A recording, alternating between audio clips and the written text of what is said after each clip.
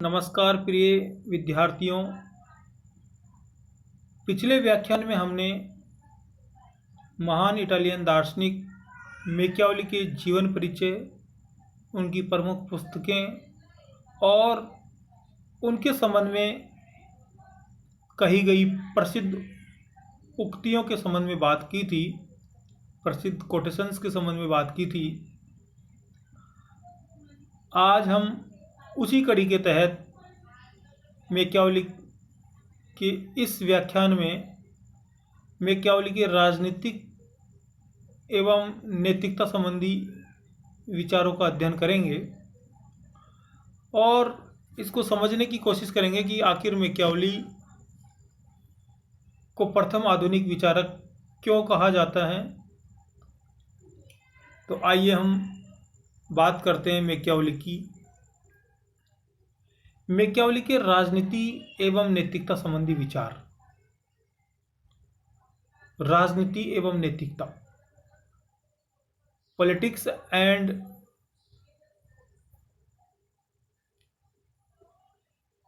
ये जो नैतिकता होती है, मॉरलिटी होती है, उसके संबंध में हम बात करेंगे। मैकियावेली ऐसे विचारक हैं जिन्हें हम मध्य युग का अंत एवं आधुनिक युग का प्रारंभिक बिंदु मान सकते हैं। यानी जहां मध्यकाल का अंत होता है और जहां से आधुनिक युग का प्रारंभ माना जाता है, उन दोनों का एक संगम मैकियावेली को माना जा सकता है। उनका एक जॉइंट बिंदु मैकियावेली को माना जा सकता है। मैकियावेली ने राजनीति एवं नैतिकता को पृथक करने का कार्य किया। राजनीति को नैतिकता से पृथक करने का कार्य किया। अक्सर बहुत कम लोग राजनीति और नैतिकता को पृथक करने की बात करते हैं। अब जैसे हम गांधी की बात करें तो गांधी तो राजनीति को नैतिकता से जोड़ते हैं, लेकिन मैकियावेली राजनीति को नैतिकता से पृथक करने की बात करते हैं, राजनीति को धर्म से पृथक करने की बात करते हैं। मैकियावेली कहते हैं कि जब हम अपनी प्रकृति से ही अनैतिक प्राणी हैं तो फिर राजनीति एवं नैतिकता का संबंध भी नहीं हो सकता। तो वो अपन प्रकृति से ही अनैतिक है, क्योंकि मैकियावेली ने तो अपने जब मानव स्वभाव के चित्रण में पहले से ही ये बात बताई कि मनुष्य मूलतः अनैतिक प्राणी होता है, और जब मनुष्य मूलतः अनैतिक प्राणी है तो फिर राजनीति और नैतिकता का संबंध कैसा?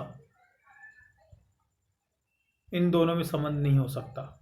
राजनीति पृथक विषय है और नैतिकता पृथक विषय है, धर्म पृथक विषय है, और इनका अलग अलग रहना ही उचित है, राज्य के लिए भी और स्वयं मानव के लिए भी।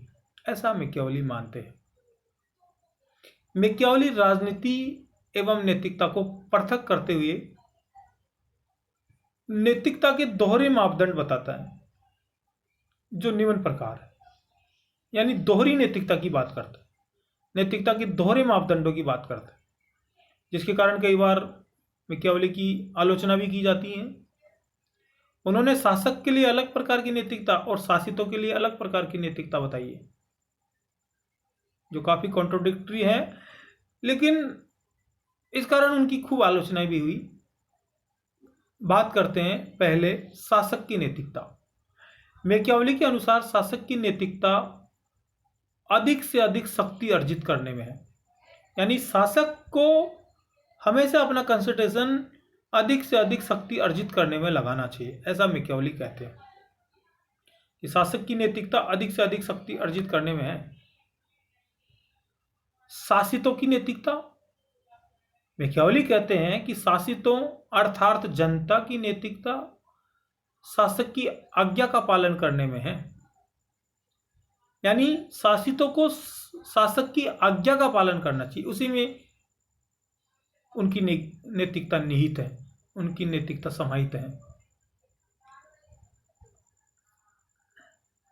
मैकियावेली के अनुसार राज्य के कार्य, या यूं कह दीजिए राज्य के प्रमुख कार्य।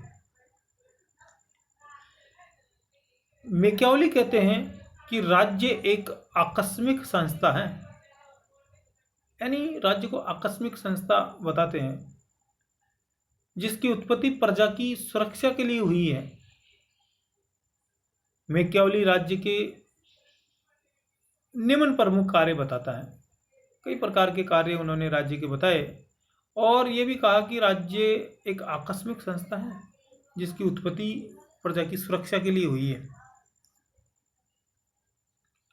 तो आइए देखते हैं कि राज्य के क्या क्या प्रमुख कार्य हैं। पहला, प्रजा की बाह्य आक्रमणों से सुरक्षा, यानी बाहरी आक्रमणों से प्रजा की सुरक्षा। ये तो राज्य का मूल कार्य है ही कि प्रजा की सुरक्षा। दूसरा, राज्य में कानून व्यवस्था बनाए रखना, कानून लॉ एंड ऑर्डर की समस्या को सॉल्व आउट करना, ये भी राज्य का प्रमुख कार्य है। राज्य को राष्ट्र राज्य में बदलना, यानी जो छोटे छोटे नगर राज्य हैं या छोटे छोटे जो राज्य हैं उनको एक वृहद नगर राज्य में बदलना, वृहद राष्ट्र राज्य में बदलना, ये राज्य का या राजा का मुख्य कार्य मैकियावेली ने बताया। मैकियावेली निरंकुश तंत्र का समर्थक है। उन्होंने निरंकुश तंत्र की खुले आम तारीफ की है कि निरंकुश तंत्र होना चाहिए, क्योंकि सत्ता को चलाने के लिए और प्रजा को चलाने के लिए, प्रजा को आज्ञा पालन के लिए बाध्य करने के लिए निरंकुश तंत्र का होना आवश्यक है। संप्रभुता पर प्रत्यक्ष रूप से मत नहीं रखना, यानी मैकियावेली ने संप्रभुता के बारे में प्रत्यक्ष रूप से कुछ नहीं कहा। संप्रभुता के विषय पर उन्होंने डायरेक्ट रूप से कुछ नहीं कहा, लेकिन अप्रत्यक्ष रूप से वे कानूनी संप्रभुता का समर्थन करते हैं। इनडायरेक्ट रूप से कानूनी संप्रभुता का समर्थन करते हैं। मैकियावेली के अनुसार शासक की सफलता का सूत्र, यानी मैकियावेली कहते हैं कि कोई शासक किस प्रकार सफल हो सकता है। तो उन्होंने शासक की सफलता के लिए कुछ सूत्र बताए हैं, प्रमुख इस प्रकार हैं। मैकियावेली ने अपनी प्रसिद्ध पुस्तक द प्रिंस के 18वें अध्याय में मानव प्रकृति के अनुरूप शासक की सफलता के लिए महत्वपूर्ण सूत्र प्रदान किया है। इन सिद्धांतों को शिल्प कला का सिद्धांत या राज्य के हितों की अभिवृद्धि के सिद्धांत के नाम से भी जाना जाता है। ध्यान रहे कि शासक की सफलता के सूत्र के जो सिद्धांत है उन्हें शिल्प कला का सिद्धांत भी कहा जाता है या राज्य की अभिवृद्धि के सिद्धांत भी कहा जाता है। आपसे कई बार पूछा जा सकता है प्रतियोगी परीक्षाओं में इस प्रकार का प्रश्न कि शिल्प कला के सिद्धांत से क्या तात्पर्य है, या मैकियावेली के शिल्प कला के सिद्धांत से आप क्या समझते हैं। ये जो शासक की सफलता के सूत्र हैं ये निम्न प्रकार बताए मैकियावेली ने। एक, शासक को निरंतर शक्ति अर्जित करना चाहिए, यानी निरंतर शक्ति को बढ़ाते रहना चाहिए, शक्ति से और शक्तिशाली होते रहना चाहिए। शासक को युद्ध के लिए हमेशा तैयार रहना चाहिए, हमेशा युद्ध के लिए तैयार है। कभी भी शासक को ये शांति काल की बात नहीं करनी चाहिए, हमेशा युद्ध के लिए तैयार रहना चाहिए। शांति काल में जनता के लिए बड़ी बड़ी योजनाएं प्रस्तुत करना, शांति काल जब चल रहा हो तो जनता के लिए बड़ी बड़ी योजनाएं प्रस्तुत करना चाहिए ताकि जनता निरंतर सक्रिय रहे और शासक के प्रति विद्रोह नहीं करे, यानी उन्हें योजनाओं के माध्यम से, उनके परोपकार के कार्यों के माध्यम से खुश रखना चाहिए। चौथा, शासक के शेर एवं लोमड़ी की नीति अपनाना चाहिए। शासक को शेर और लोमड़ी की नीति अपनाना चाहिए, अर्थात शासक को शेर की तरह ताकतवर एवं लोमड़ी की तरह चालाक रहना चाहिए। शेर और लोमड़ी की नीति अपनाना, ये मैकियावेली इस पर बल देता है। शेर और लोमड़ी की नीति, शेर की तरह ताकतवर रहे शासक और लोमड़ी की तरह चालाक रहे, ऐसा मैकियावेली कहते हैं। मैकियावेली कहते हैं कि शासक को हमेशा सद्गुणों का प्रदर्शन करना चाहिए ताकि उसके लिए सद्गुणी सद्गुणों का प्रदर्शन करना चाहिए ताकि जनता में उसके प्रति सम्मान बढ़े। लेकिन शासक सद्गुणी हो यह आवश्यक नहीं है, केवल प्रदर्शन करना चाहिए। यही तो दोहरी नैतिकता है। सद्गुणों का प्रदर्शन करते रहना चाहिए, लेकिन सद्गुणी हो ये जरूरी नहीं है। मैकियावेली यह भी कहते हैं कि शासक को हमेशा अपनी शक्ति का प्रदर्शन करना चाहिए। आपके पास शक्ति है तो फिर पता कैसे चलेगा कि आपके पास शक्ति है? तो शक्ति का प्रदर्शन करना चाहिए। जैसे वर्तमान विश्व में अमेरिका अपनी शक्ति का प्रदर्शन करता रहता है, आए दिन वो छोटे देशों को धमकाता रहता है, तो ये शक्ति का प्रदर्शन है। और अब उसी राह पर चाइना चल रहा है। चाइना ने पिछले कुछ सालों में शक्ति अर्जित करके अब वो है अपनी शक्ति का प्रदर्शन कर रहा है कि मैं भी शक्तिशाली हूँ, मैं भी एक वर्ल्ड पावर हूँ। तो शक्ति का प्रदर्शन करते रहना चाहिए। मैकियावेली शासक को चेतावनी देता है कि राजा को कभी भी पराई स्त्री एवं किसी भी व्यक्ति की निजी संपत्ति का हरण नहीं करना चाहिए, क्योंकि व्यक्ति दो चीज़ों से बहुत प्यार करता है, एक तो अपनी संपत्ति और एक अपने परिवार से।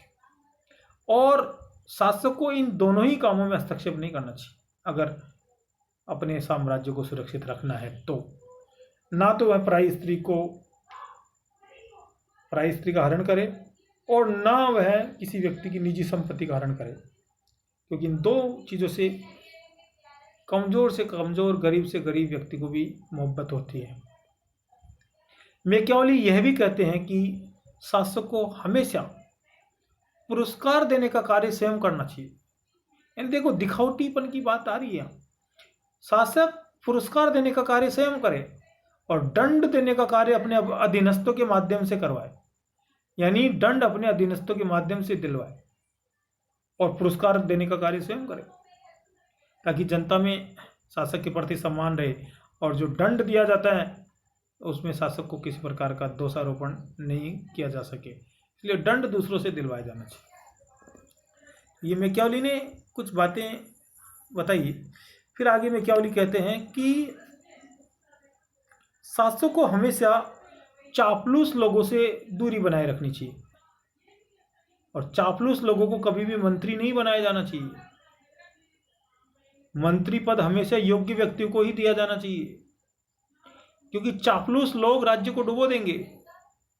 चापलूस लोग किसी भी प्रकार से राज्य के हित में नहीं होते, इसलिए शासक को चापलूसों से दूर रहना चाहिए और उनको मंत्री पद नहीं देना चाहिए, ऐसा मैकियावेली कहते हैं। मैकियावेली कहते हैं कि राजा को कभी भी जीते हुए राज्य के आंतरिक मामलों में हस्तक्षेप नहीं करना चाहिए।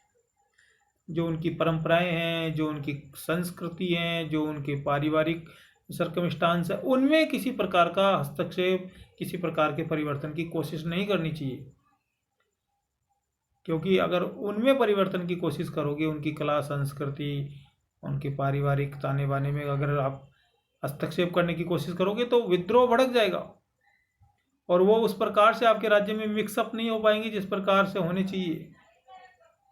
अर्थात मैकियावेली संघ राज्य व्यवस्था का समर्थन करते हैं। तो संघ राज्य व्यवस्था के लिए सारे प्रकार की कलाओं, सारे प्रकार की संस्कृतियों का समावेश होना आवश्यक है। हरनशाह ने मैकियावेली को राष्ट्र राज्य का जनक कहा है। मैकियावेली छोटे छोटे नगर राज्य को संयोजित करके एक विशाल राष्ट्र राज्य बनाने का समर्थन करता है।